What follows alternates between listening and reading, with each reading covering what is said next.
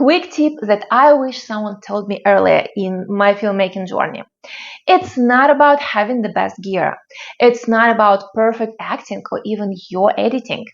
Okay, the edit. The brutal edit. The one thing most indie filmmakers forget is sound.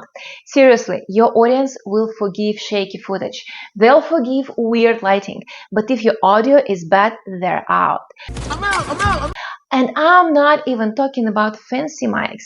You can use a $30 lav mic and get great results as long as you're close to the object and minimize the background noise. Background noise. Need atmosphere? Record a few seconds of clean room tone. Want drama? Layer in sound design, even if it's subtle. Add footsteps, a chair creak, a soft breeze. Suddenly your scene feels alive.